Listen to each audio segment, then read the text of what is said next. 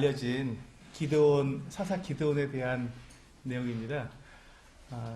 이건 어린아이로부터 노인에게까지 기드온에 대한 이야기는 많이 알려져 있고 또 유명한 그 같은 내용이라서 이 내용 자체를 설명하기보다는 우리가 방금 읽은 내용들을 읽어보면 그렇게 어려운 내용은 없습니다. 그래서 이제 충분히 이해하실 수 있겠는데, 그럼 이것이 오늘날 우리들에게 어떻게 이 말씀을 적용해야 하며 이 말씀을 통해서 우리가 배워야 할 우리가 사사기를 순종에 대해서 우리가 배우기로 했는데, 순종이라는 주제를 놓고 보았을 때 여기서 우리가 무엇을 발견할 수 있는지 우리가 좀 생각을 해봐야 될 것 같습니다.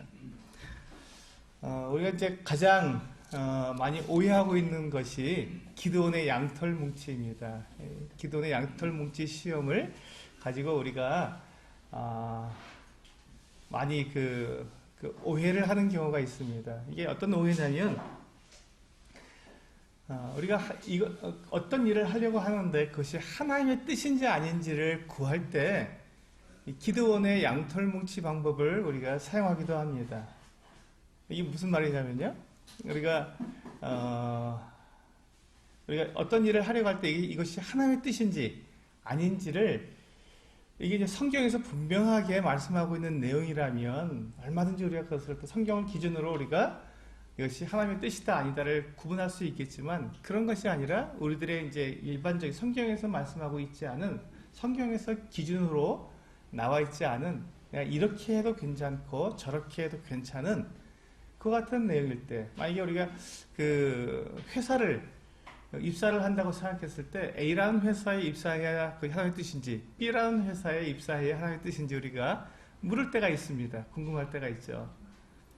그럴 때 이제 우리가 A가 하나님의 뜻입니까? B 회사가 하나님의 뜻입니까? 라고 우리가 물으면서 그것을 성경에서 아무리 찾아도 그것이 A 회사로 가라 하시든지 B 회사로 가라 하시든지 말씀이 없으니까 우리가 무엇이 하나님의 뜻인지 우리가 궁금합니다. 그럴 때 어떻게 하냐면 이 기드온의 양털 뭉치와 같은 방법을 쓰는 것이죠. 하나님, 제가 이러이러한 조건을 딱 걸어놓고 그 조건에 맞는 그 같은 일이 생기면 A라는 회사에 가겠습니다. 아니면 B라는 회사에 가겠습니다. 라고 우리가 하나님의 뜻을 결정하는 방법으로 이 기드온의 양털 뭉치 방법처럼 어떤 조건을 내가 생각했을 때 이 정도 일이라면 이게 결정할 수 있는 그런 하나님의 뜻으로 알겠다 하는 이런 우리가 생각을 가지고 그렇게 하나님의 뜻을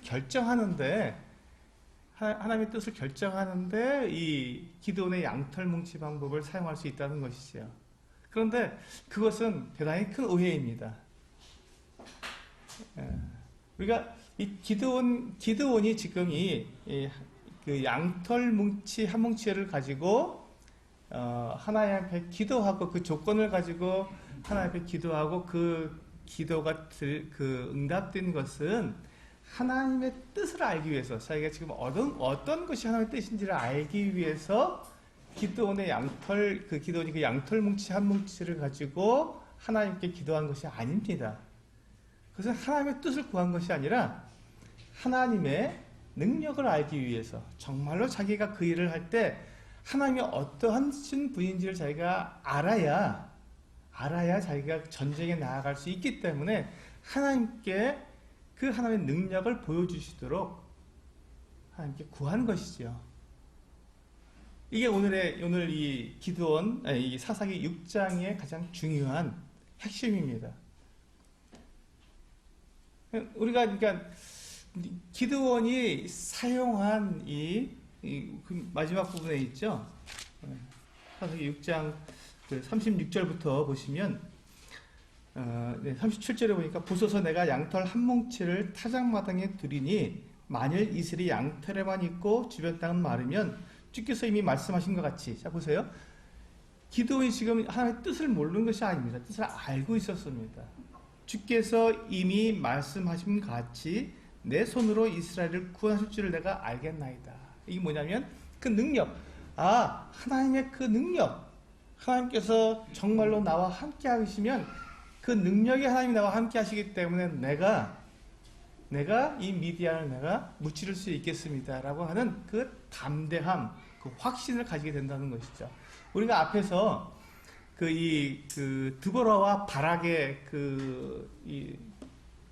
드보라와 바락이 그 시스라의 군대와 싸우러 나갈 때 드보라가 바락에게 그렇게 이야기하지 않습니까? 그러니까 그 10,000명을 데리고 군사 10,000명을 데리고 그 다볼산에 가서 있다가 그 시스라의 군대를 무찔러라 했을 때 바락이 어떻게 했죠?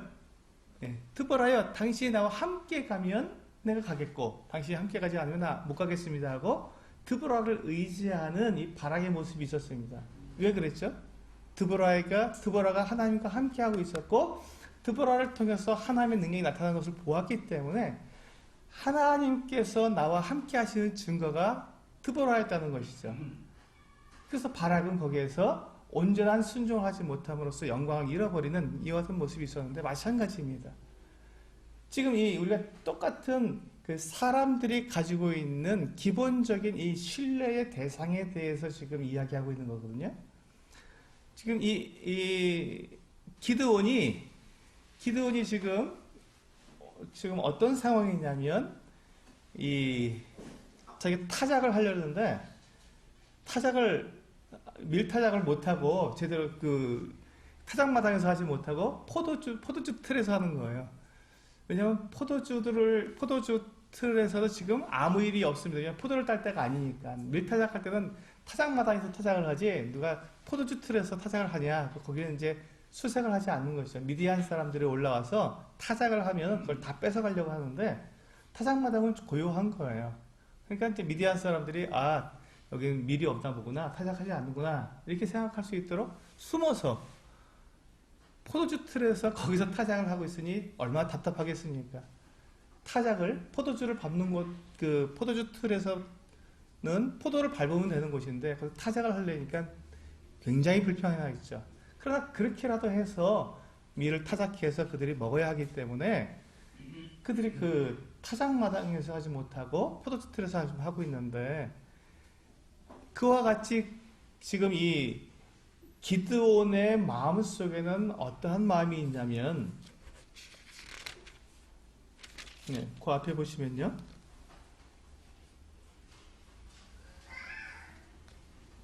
그 13절에 13절 우리 같이 한번 읽어보겠습니다. 시작. 기드온이 그에게 대답하되 오 나의 주여 여호와께서 우리와 함께 계시면 어찌하여 이 모든 일이 우리에게 일어났나이까. 또 우리 조상들이 일찍이 우리에게 이르기를 여호와께서 우리를 애굽에서 올라오게 하신 것이 아니냐 한 그 모든 이적이 어디 있나이까.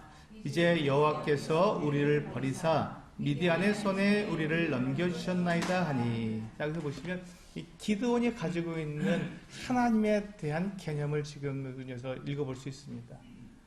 기드온은 지금 하나님께서 이스라엘 백성들을 버리셨다고 하는 이 같은 생각을 가지고 있는 것이죠. 그리고 하나님께서 이스라엘과 함께하고 계시지 않다. 그래서 지금 이 미디안이 이와 같이 이스라엘을 공격함에도 불구하고 그냥 이스라엘 내버려 두신다. 이렇게 지금 그가 생각하고 있는 것이죠. 지금 지금 기드온에게 가장 필요한 것이 무엇이겠습니까? 믿음입니다. 맞습니다.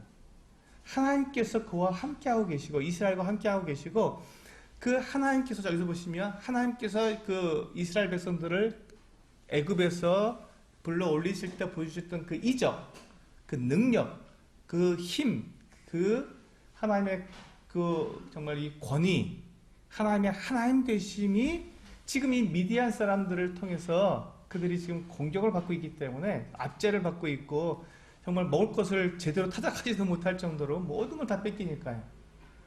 그렇게 힘들게 살아가고 있는 그들을 돌아보시지 않는 하나님, 아무 능력도 나타내주시지 않는 그 하나님, 그 하나님에 대한 원망이 지금 이 기드온에게 있는 것이죠.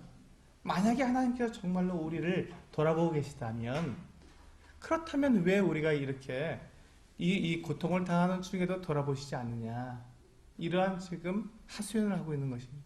그런데 그때 그와 같이 마음의 불안함과 답답함과 또 미디안에 대한 두려움, 그리고 이와 같은 하나님에 대한 이 의심, 이런 것들이 가득 쌓여 있는 이 기드온에게 하나님의 사자가 나타나서 네가 이제 미디안을 쳐서 이길 것이다.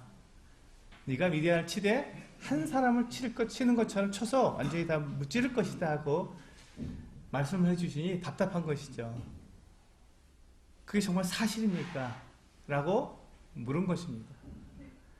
그래서 이제 지금 만약에 나에게 말씀하시는 그분이 17절에 보시면요.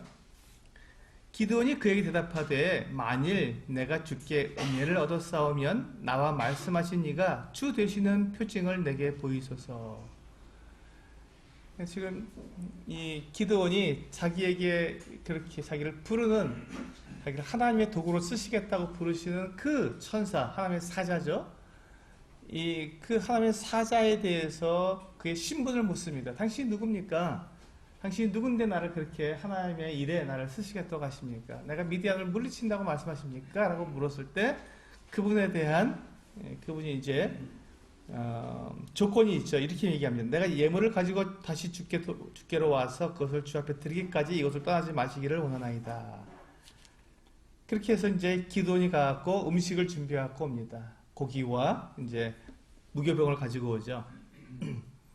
그래서 그 고기와 이 무교병을 가지고 와서 이 하나님의 사자에게 드렸는데, 그때 21절에 보시면 여호와의 사자가 손에 잡은 지팡이 끝을 내밀어 고기와 무교병에 대니 둘이 바위에서 나와 고기와 무교병을 살랐고 여호와의 사자는 떠나서 보이지 아니한지라.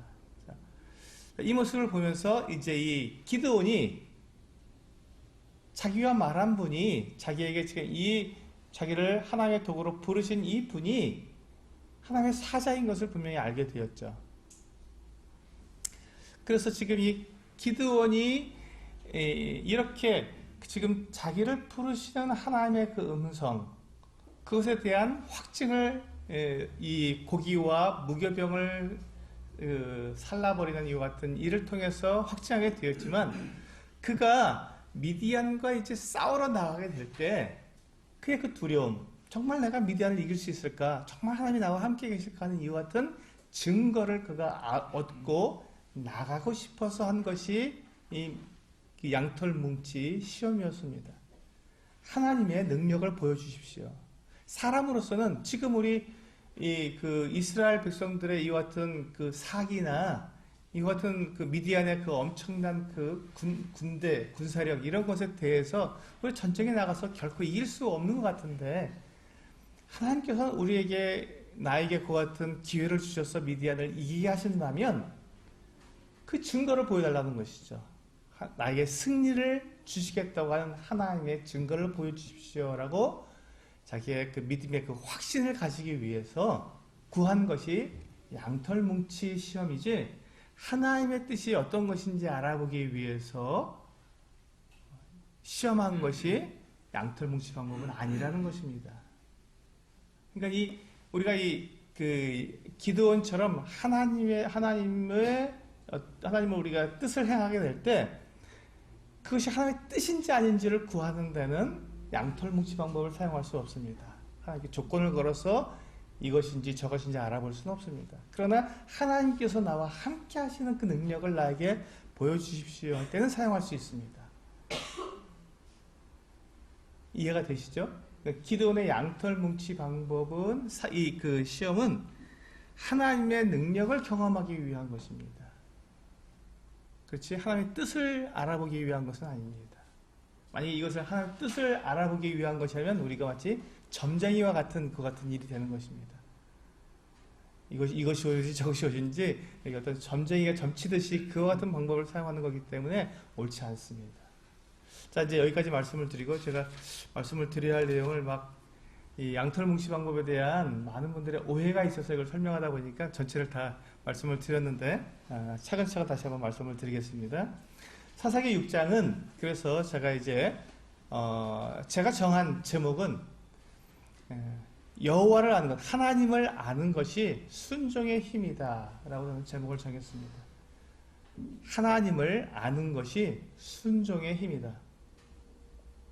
기드온이 지금 하나님께서 그를 부르셔서 그가 미디안과 싸우러 나가야 하는데, 그는 그 하나님께서 부르신 그 부르심에 순종할 만한 힘이 없었습니다. 그가 말하기를 우리 아버지의 집은 므낫세에서도 가장 작은 집이고 가장 작은 가문이고 또 자기는 자기 집에서도 아버지의 집에서도 가장 작은 자다라고 말하면서 능력이 없다는 것입니다. 그러니까 이 일을 행하려면 군사를 모집해야 되고 그리고 많은 물질도 필요한데 그 일을 감당할 만한 그와 같은 능력이 없습니다. 누가 우리를 따르겠습니까? 제가 이렇게 나가서 싸우자 할 때 누가 저를 따르겠습니까? 라고 말하는 것을 보면서 그렇기 때문에 그가 하나님께서 정말 자기와 함께 하시는 것을 경험하고 하나님께서 어떠한 능력을 가지신지를 그가 경험하게 되었을 때 그것을 가지고 백성들에게 그와 같은 그 백성들을 다 이끌어 나갈 수 있기 때문에 그것을 구한 것이죠. 우리 그 사사기 6장은요 6단락으로 나눠져 있습니다. 첫 번째는 그 1절에서부터 6절까지 보시면 이제 이스라엘 처한 형편입니다. 이스라엘 지금 어떤 형편에 처해 있는가?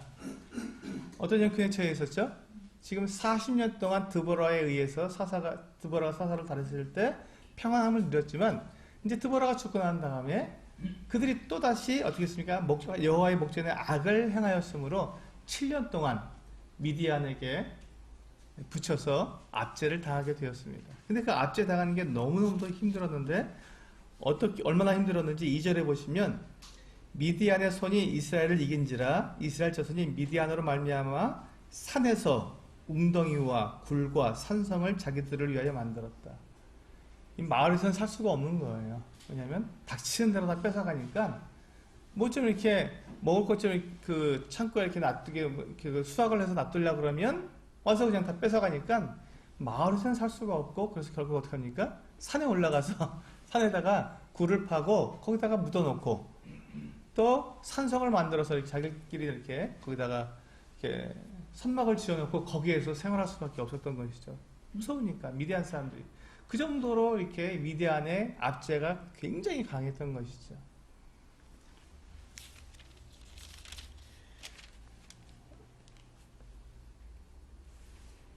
5절에 보시면 이 미디안 사람들이 어떻게 올라왔냐면 이는 그들의 짐승과 장막을 가지고 올라와 메뚜기 떼같이 많이 들어오니 그 사람과 낙타가 무수함이라. 그들이 그 땅에 들어와 멸하려 하니 아주 그냥 있는 대로 다 뺏어가려고 이 장막을 가지고 와갖고 장막을 쳐놓고 진을 쳐놓고 그 진에서부터 나아가서 아주 그냥 막 싹쓸이해서 가져가는 것입니다. 그러니까 6절에서 보시면 이스라엘이 미디안으로 말미암아서 궁핍함이 심한지라 이에 이스라엘 자손이 여호와께 부르짖었더라. 다시 한번 또 그 악순환이 시작되죠. 범죄하고 그들이 고통을 받고 그 다음에 그들이 부르짖는 하나님께 부르짖는 이와 같은 악순환 사이클 다시 한번 시작됩니다. 그리고 두 번째 단락은요 7절에서부터 10절까지인데 그 이스라엘이 고통당하는 이유가 거기에 분명하게 나와 있습니다. 이스라엘이 왜 고통을 당하죠? 여기 보시면 이제 한 선지자가 이제 하나님께서 이제 한 선지자를 이스라엘 자손에게 보내셨습니다. 네, 10절에 보시면 내가 또 너희에게 이르기를 나는 너희의 하나님 여호와이니 너희가 거주하는 아모리 사람의 땅의 신들을 두려워하지 말라 하였으나 너희가 내 목소리를 듣지 아니하였느니라 하셨다니라. 그들이 그 땅에 아모리 사람들의 땅에 그 신들을 두려워하지 말았어야 하는데 두려워한 겁니다. 무서워한 거예요. 그러니까 이 고대에는 전쟁이 신들의 전쟁입니다. 그러니까 지금 이 아모리 사람들이 섬기는 바알 신과 이스라엘이 섬기는 여호와의 그 두 신의 싸움이에요. 그 두 신이 누가 더 강하냐 해서 지금 전쟁에서 이기면 그 신이 더 강한 신이 되는 것이죠. 그런데 지금 이 이스라엘 사람들이 그 아모리 사람들과 싸우는데 이 아모리 사람들은 지금 가나안 사람들을 아모리 사람들이라고 이제 총칭해서 말하는데 가나안 그 7부족과 남아있는 그 부족과 싸우는데 그들이 워낙 강한 거예요. 그러니까 이 이스라엘 백성들이 두려워서 그 철병거와 그 강한 산성에 들어가서 싸워서 그걸 쟁취해야 되는데 그걸 두려워해서 못 간 것이죠. 그러니까 결국 뭐가 됩니까?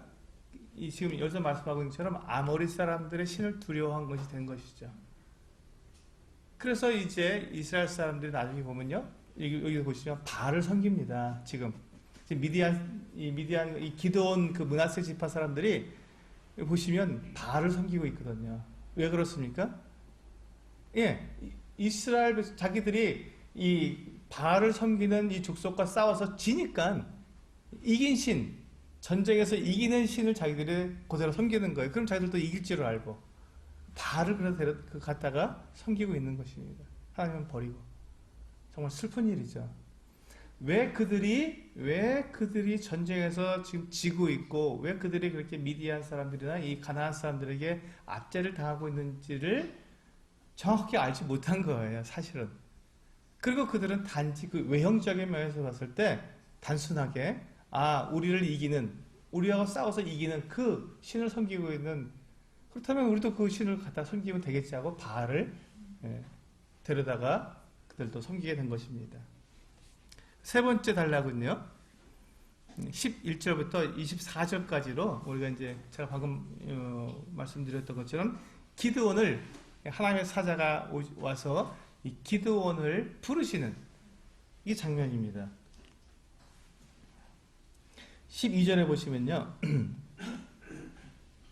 12절에 여호와의 사자가 기드온에게 나타나 이르되 큰 용사여 여호와께서 너와 함께 계시도다 하고 부르셨습니다. 지금 이 기드온이 어떤 일을 하고 있었냐면 숨어서 포도주 틀에서 밀을 타작하고 있었는데, 근데 그게 얼마나 초라해요. 본인도 자신을 봤을 때 참 이게 초라했을 겁니다. 야, 내가 어떻게 그 미디안 사람들을 두려워해서 타작마당에서 타작을 못하고 이 지금 포도주 틀에서 밀을 타작하고 있는 자기 모습을 봤을 때 참 한심스러웠을 것입니다. 부끄럽기도 하고요. 그런데 그 사람에게, 그 기드온에게 여호와의 사자가 나타나셔서 큰 용사여 하고 부르신 거예요. 그러니까 안 맞죠. 어떻게 내가 용사입니까? 라고 되묻습니다. 나는 작은 사람입니다.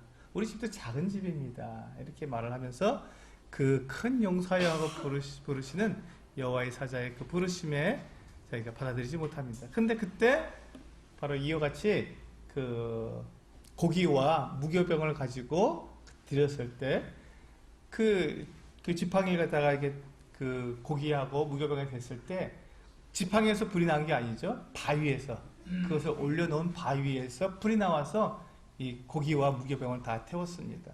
이 모습을, 이게 불가능한 일이죠. 예, 우리가 지금 아무도 그런 일을 할 수 없습니다.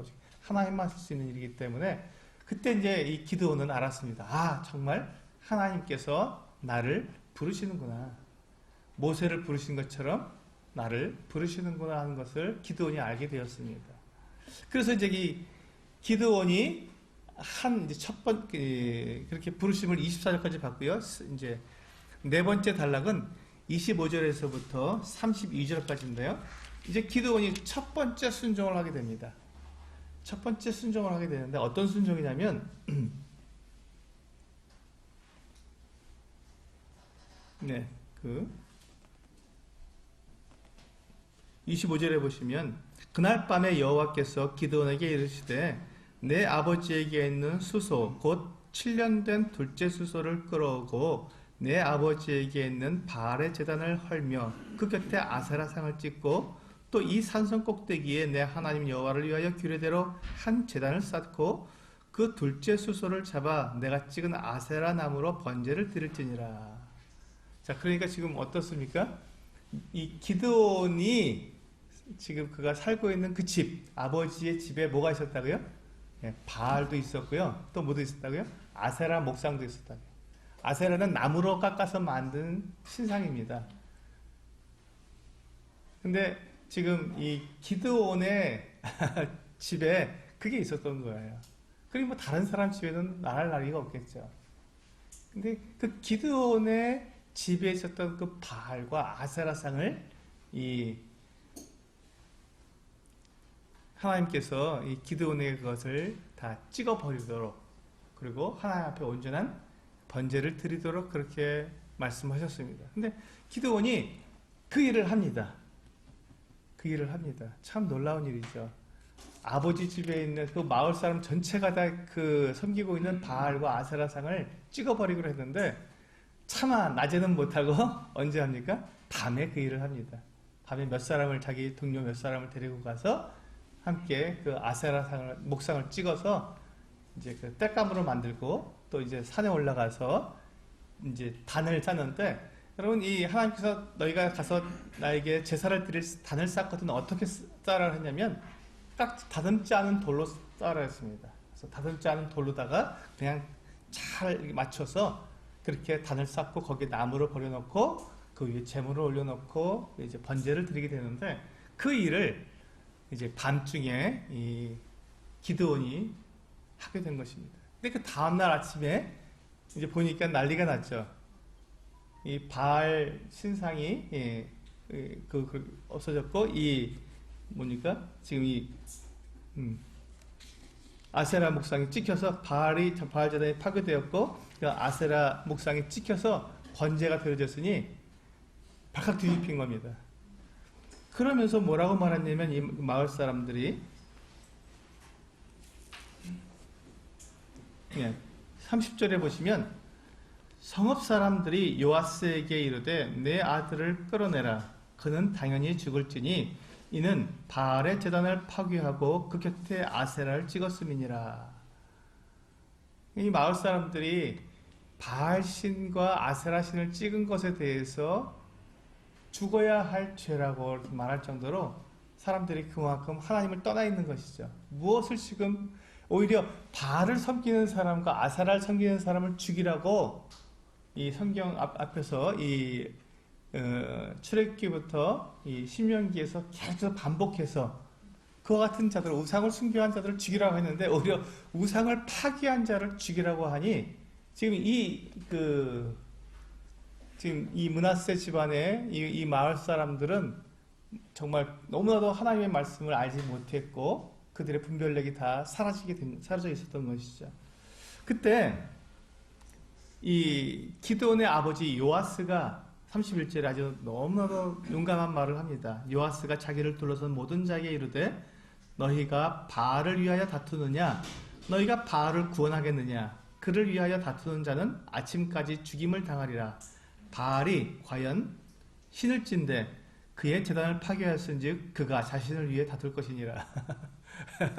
굉장히 멋진 말을 했습니다. 만약에 바알이 정말 신이고 아세라가 정말 신이라면, 그 바알과 아세라가 직접 내 아들이 그렇게 그를 파괴했으니 그들이 신이라면 내 아들을 죽이라고 해라.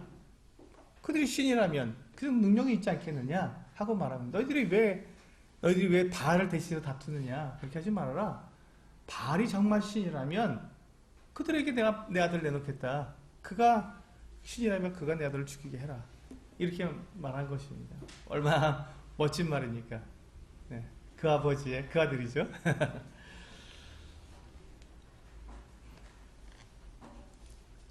이제 이렇게 해서 이제 32절까지 이제 기드온이 첫 번째 순종을 하게 되고요. 이제 다섯 번째 단락으로 33절에서부터 35절까지 이제 미디안과의 전쟁 준비를 하게 됩니다. 33절에 보면, 그때 미디안과 아말렉과 동방 사람들이 다 함께 모여 요단강을 건너와서 이스라엘 골짜기에 진을 친지라. 이스라엘 골짜기는요, 지금 이 므낫세하고 그 스불론 그 사이에 있는 이제 넓은 평지입니다. 여기가 이제 나중에 계속해서 전쟁의 장소가 됩니다. 아마겟돈 전쟁도 바로 이곳입니다. 나중에 장차 우리 그 제3세계대전이 일어나게 되는 아마겟돈 전쟁도 바로 여기가 아마겟돈입니다. 이스라엘 이 골짜기는 굉장히 넓은 평지고, 이 그 큰 그 군사들이 와서 전쟁하기 좋은 장소이기 때문에 늘 이곳에서 전쟁이 일어났습니다. 근데 지금 이 미디안 사람들이 이스라엘까지 올라온 거예요. 그 골짜기까지 올라와서 이제 거기다 진을 쳐놓고 이제 이스라엘 그 남쪽 북쪽에 있는 모든 것들을 다 모아가려고 아예 그냥 이스라엘 땅에 북쪽 그 중부 지방 이상으로 올라와서 거기서 이제 진을 치고 거기서 이제 전쟁을 벌인 것이죠. 이제 거기서 승리하게 되면 이제 이스라엘 전 지역에서 모든 것들을 다 빼앗아갈 것 같은 심산으로 올라온 것입니다. 그때 이제 34절에 보시면 여호와의 영이 기드온에게 임하시니 기드온이 나팔을 불매 아비에셀이 그의 뒤를 따라 부름을 받으니라. 그리고 이제 온 므낫세에다가 사자들을 보내고 또 아셀과 스불론과 납달리에도 다 사자들을 보내서 군사를 모아서 전쟁을 하자고 이렇게 그가 부르는 것을 보게 됩니다. 한번 보세요. 지금 이 기드온이 어떤 사람이었습니까? 그 미디안 사람들이 무서워서 포도주 틀에서 밀을 타작하던 사람이었고, 그는 자기 스스로 말하기를 뭐라고 말하냐면 우리 집은 므낫세 집에서 가장 작은 집이고 또 그 중에서도 저는 우리 아버지 집에서 가장 작은 자다라고 말하던 그와 같은 자였는데, 그가 지금 므낫세 온 지파에다가 사자들을 보내서 군사를 일으켜라. 그리고 아셀과 스불론과 납달리에다가도 사자들을 보내서 이렇게 원병을 보내도록 요청하는 정말 이 용사의 모습을 보여주고 있습니다. 하나님께서 이 기드온을 너무 잘 아셨던 것이죠. 그에게 정말 그와 같은 일들을 맡기시면 그가 그와 같은 일들을 감당할 줄 분명히 알았기 때문에 하나님께서는 그 기드온을 그렇게 부르신 것입니다. 근데 기드온이 그와 같은 하나님의 부르심을 입었을 때 드디어 그가 하나님의 그 같은 일들을 맡아서 그 일을 능숙하게 해냈습니다. 이제 구원병을 요청해서 군사를 일으키긴 했는데 이제 마지막 6번째 단락이죠. 36절에서 40절까지 기드온은 하나님의 그 능력을 구했습니다. 기드온이 구한 하나님의 능력이라는 이 같은 내용인데요. 하나님께서 어떠하신 분인지 내가 알고 싶습니다. 정말 나와 함께 계신 것입니까? 제가 이 미디안과 나와서 전쟁에 싸워도 정말 제가 이길 수 있겠습니까? 제 힘으로는 불가능합니다. 하나님. 그리고 저와 함께 군사를 일으킨 이 다른 지파에서 구원병이 온다 할지라도 미디안을 이길 수는 없습니다. 워낙 많기 때문에, 숫자가 워낙 많기 때문에 메뚜기처럼 올라오는 이와 같은 숫자에 우리는 싸워서 이길 수가 없습니다. 그런데 그것을 이긴다고 하나님께서 말씀해 주셨는데, 그렇다면 하나님의 그 능력이 어떠한 능력입니까? 우리를 승리하게 하시는 그 하나님의 능력을 우리에게 보여주십시오 하고 이 기드온이 하나님께 그 능력을 구한 것입니다. 그때 이 기드온이 양털 한 뭉치를 가지고 이제 하나님 앞에 기도합니다. 하나님, 제가 하나님의 그 능력을 알고 싶은데 보소서. 37절입니다. 내가 양털 한 뭉치를 타작마당에 두리니 만일 이슬이 양털에만 있고 주변 땅은 마르면 주께서 말씀하신 같이 내 손으로 이스라엘을 구원하실 줄을 내가 알겠나이다. 능력을 주시는 것을 제가 믿겠습니다. 하나님께서 함께 하시고 제가 당당히 나가서 제가 두려움 없이 나가 싸우겠습니다 라고 말을 합니다. 근데 그 다음날 어떻게 됐습니까? 정말로 주위 타작마당은 다 마르고 이슬이 내렸는데요. 양털에만 이슬이 내려져 있는 거예요. 양털을 짜니까 물이 쭉 나온 거예요. 정말 놀랍지 않습니까? 어떻게 그런 일이 있을까? 근데 기드온이 한 번으로 족하지 않았습니다. 한 번 더 하나님께 구했습니다. 이건 반대로, 어제는 그렇게 타작마당은 마르고 양털에만 이슬이 내렸는데 이번엔 반대로 타작마당에는 이슬이 내리고 양털에는 이슬이 내리지 않게 해주십시오 하고 기도했습니다. 그 다음날 어떻게 됐죠? 기드온이 하나님께 구한 대로 양털 뭉치에서는 이슬이 하나도 내리지 않았어요. 말라 있었습니다. 근데 주변 타작마당 온 주변은 이슬로 젖어 있었던 것이죠. 여기서 우리가 무엇을 할 수 있습니까? 하나님의 능력입니다. 만유를 다스리시는 하나님의 능력. 이게 아무것도 아닌 것 같습니까? 아니죠. 어마어마한 일이죠. 어떻게 이슬을 내리시는데 그 이슬이 딱 그 양털에만 내리지 않고, 아니면 딱 양털에만 내리고, 그건 아무도 할 수 없습니다. 누가 그걸 씌워놓으면 몰라도 그럴 일은 없지 않습니까? 그게 불가능한 일입니다. 그 불가능을 가능하게 하시는 하나님, 이 지금 기드온에게 필요한 그 하나님 바로 그분이었습니다. 불가능한 것을 가능하게 하시는 그 전능하신 하나님이 이 기도원에게 필요했던 것이죠. 그래야 지금 이 메뚜기처럼 가득하게 올라오는 이 미디안 그 군사들을 보고 두려워 떨지 않고 담대하게 나가서 그들과 싸워서 이길 수 있으니까요. 기도원이 아무리 생각해도 자기 힘으로는 이길 수 없는데, 불가능한데, 그 불가능을 가능하게 하시는 하나님이시라면 그럼 자기가 그 하나님을 믿고 나가겠다는 것입니다. 우리는 하나님을 알아야 하나님께 순종할 수 있습니다. 하나님이 어떠하신 분인지를 알아야 우리가 하나님께 순종할 수 있습니다. 제가 한 15년 전에 카나다에 며칠 다녀온 적이 있는데요. 제가 지금까지 여러 나라에 다니면서 이제 그런 풍경을 보았는데, 그때 이제 카나다에 가서 보았던 로키 산에 올라가서 보았던 그 풍경은 지금도 잊혀지지가 않습니다. 너무 장엄하고, 여기는 내가 꼭 다시 한번 와서 다시 한번 여기 올라오고 싶은 곳이다. 그 어느 나라보다도 여기는 다시 한번 오고 싶다 할 정도로 이렇게 아주 정말 장엄한 그와 같은 그 풍경이었습니다. 제가 그때 뭘 느꼈냐면요. 그냥 그 산의 아주 정말 이 장엄하게 보이는 크고 높고 웅장한 그 모습을 볼 때 그 앞에서 내가 얼마나 작은 존재인가 하는 것을 느꼈습니다. 그리고 그 모든 것들을 만드신 그 하나님이 얼마나 크신 분인가 하는 것들을 느꼈거든요. 그러니까 아무 말이 없고 아무 들리는 소리가 없어도 그 제 안에서 뭐가 나오냐면 경건함. 내가 하나님 앞에 서 있구나 하는 이 경건함이 그냥 저절로 만들어져 나오는 거예요. 하나님. 정말 하나님은 크신 분이십니다. 정말 하나님은 위대한 분입니다. 누가 옆에서 보면 말해준 것도 아니고 찬송을 부르는 것도 아닌데 그 어마어마한 그 산을 보면서 그 앞에서 나도 모르게 경건해지는 하나님을 느끼게 되는 이와 같은 모습을 보게 되었습니다.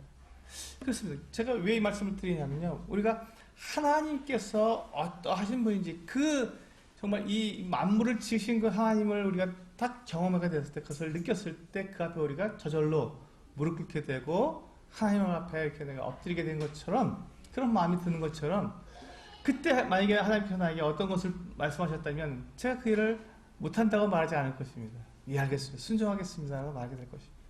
하나님께서 얼마나 위대하시고 그 힘이 정말 전능하신 분이라는 걸 내가 경험하게 되는 순간 하나님께서 하시는 그 모든 말씀에 우리가 아니요 라고 대답할 수 없고 예, 순종하겠습니다 라고 밖에 할 수가 없다는 것이죠. 그 하나님을 경험하게 되었을 때 지금 이 기드온이 경험한 이 하나님, 양털 뭉치에만 이슬이 내리고 주변은 마른, 또 반대로 주변에는 이슬이 내리고 양털 뭉치만 마르는 이 두 번의 이 시험을 통해서 기드온은 정말 그 소름이 끼쳤을 것입니다. 하나님의 그 능력, 하나님의 그 전능하심, 이것을 깨닫게 되면서 그가 하나님을 온전히 그 앞에 그가 무릎 꿇게 되는 그와 같은 것을 경험했을 것입니다.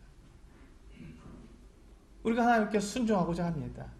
우리는 하나님을 섬기는 사람들이고 하나님의 말씀에 우리는 순종해야 하는데 우리가 왜 하나님의 말씀을 알면서도 하나님께서 우리에게 하신 말씀을 우리가 알면서도 그것을 순종하지 못하느냐면 그것을 말씀하신 그 말씀을 나에게 주신 그 하나님이 어떠하신 분인지를 우리가 정확하게 알지 못하기 때문에 그분이 얼마나 위대하시고 얼마나 전능하신 정말 하나님이시라는 그 사실을 우리가 잊고 있기 때문에 그 하나님의 말씀을 받지 못하고 그냥 우리가 지나가 버릴 수도 있다는 것입니다. 무시할 수도 있고 그래서 우리는 업신여긴다고 말하죠. 하나님을 업신여기고 그냥 사람의 말처럼 받아서 지키지 않을 수도 있다고 하는 이와 같은 오해를 내 안에서 가지게 된다는 것이죠. 그런데 그 하나님께서 얼마나 정말 놀라우신 분이시며 우리를 심판하시고 우리를 창조하신 그 창조주 하나님이라서 우리가 경험하게 되는 순간 불가능을 가능하게 하시는 그 하나님을 경험하게 되는 그 순간 우리는 하나님 앞에서 네 라고 대답할 수밖에 없는 순종할 수밖에 없는 그와 같은 존재가 될 수밖에 없다는 것이죠. 그래서 하나님을 온전히 아는 것 하나님을 온전히 아는 것이 바로 순종의 힘이라는 것입니다. 하나님을 정말로 알게 된다면 하나님의 말씀을 우리는 함부로 여길 수 없고 그 하나님의 말씀에 우리가 순종하지 않을 수 없다는 것입니다.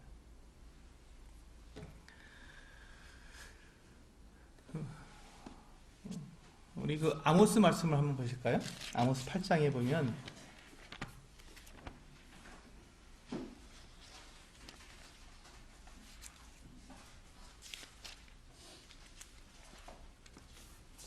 네, 우리 구약성경 아모스 8장은 1282쪽에 있습니다. 1282쪽 아모스 8장입니다.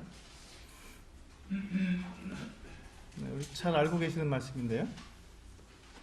아모스 8장 11절입니다. 아모스 1282쪽 1282쪽에 보시면 아모스 8장 11절입니다. 네, 찾으셨으면 우리 같이 읽어보겠습니다. 시작. 주 여호와의 말씀이니라. 보라, 날이 이를지라 내가 기근을 땅에 보내리니 양식이 없어 주림이 아니며 물이 없어 가람이 아니요 여호와의 말씀을 듣지 못한 기갈이니라. 이스라엘 백성들이 기근이 오고 또 기갈이 왔습니다. 그런데 그것이 양식이 없는 것이 아니라 물이 없는 것이 아니라 여호와의 말씀을 듣지 못한 기갈이라고 성경은 말씀하고 있습니다. 사람의 영혼 안에 우리의 영혼의 이 갈증을 풀어주는 이 하나님의 말씀이 그 안에 우리가 들어오지 못하기 때문에 먹어도 배부르지 않고 들어도 차지 않는 만족이 없는 삶을 살아갈 수밖에 없다는 것이죠. 우리의 영혼이 하나님 앞에 순종하고 하나님의 그 어떠하심을 우리가 경험해야 하는데 그 말씀이 이루어져 나가고 나에게 들려진 하나님의 말씀이 내 삶을 통해서 정말 그것이 그대로 이루어져 나가는 하나님을 경험하는 삶을 우리가 살아나가야지 우리가 하나님께 순종할 수 있는 힘이 우리에게 생기는데 하나님의 말씀이 내 안에서 들어와 있지 않고 하나님을 내가 경험하는 삶을 살지 못하고 있는 그 삶 속에 있기 때문에 우리의 삶이 메마르고 기근이 있다는 것입니다.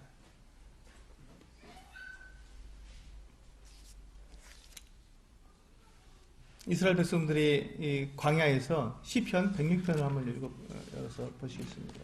시편 106편입니다.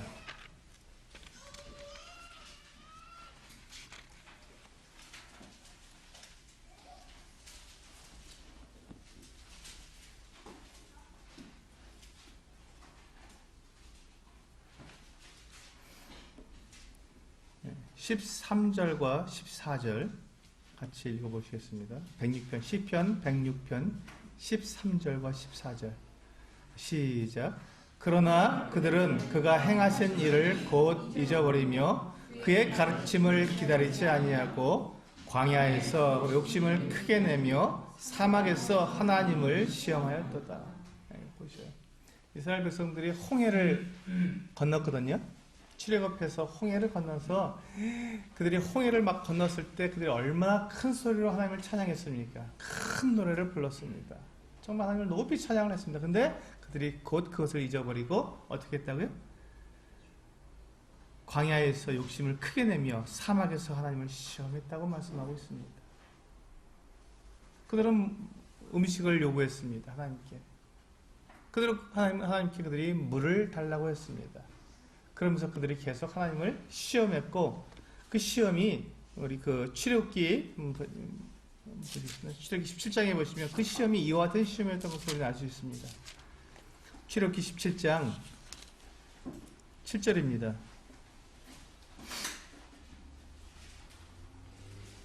출애굽기 17장 7절에 이와 같이 말씀하고 있습니다.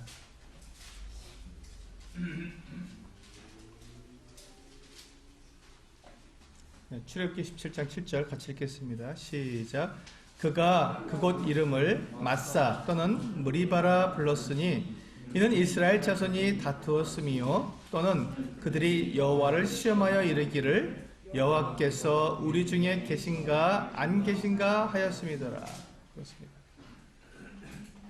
지금 그들은 만나를 먹고 있고 하나님의 그 불기둥과 구름기둥으로 인도함을 받고 있는 그와 같은 가운데 있으면서도 물이 없으므로, 물이 없다는 것 한 가지 때문에 하나님께서 우리 중에 계신가 안 계신가 시험했다고 성경은 말씀하고 있는 것입니다.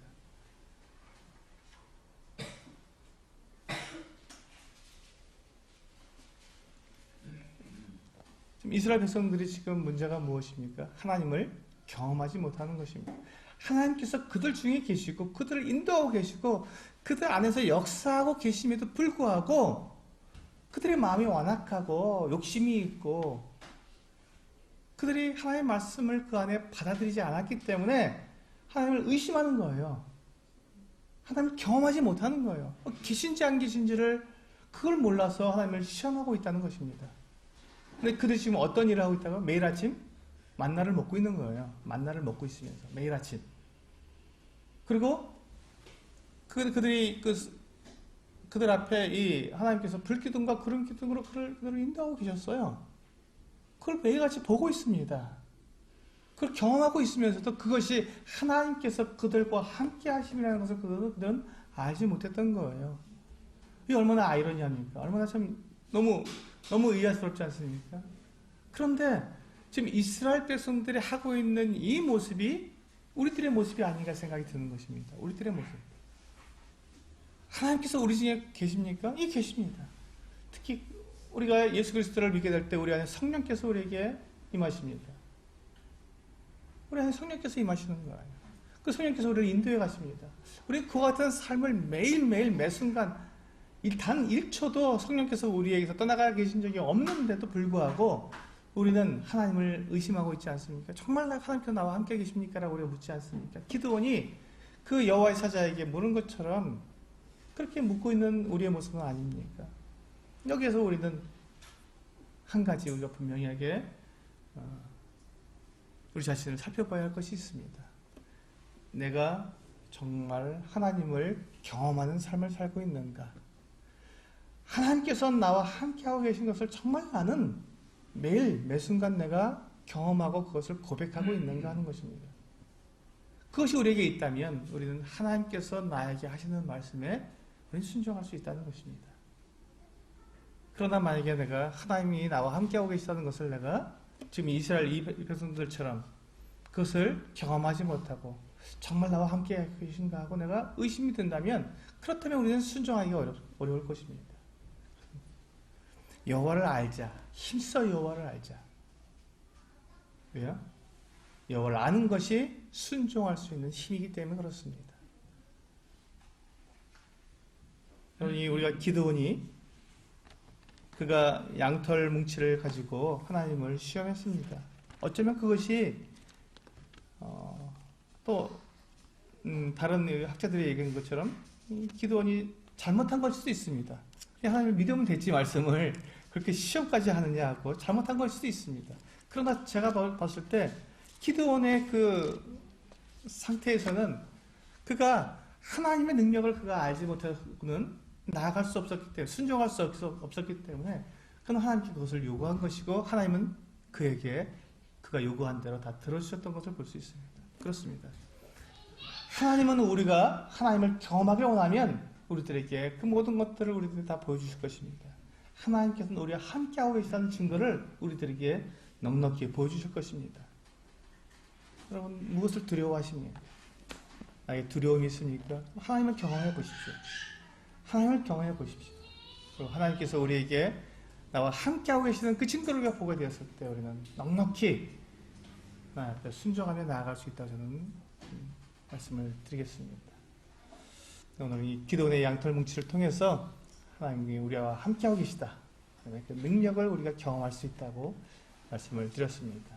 기도하시고 또 기도하도록 하겠습니다.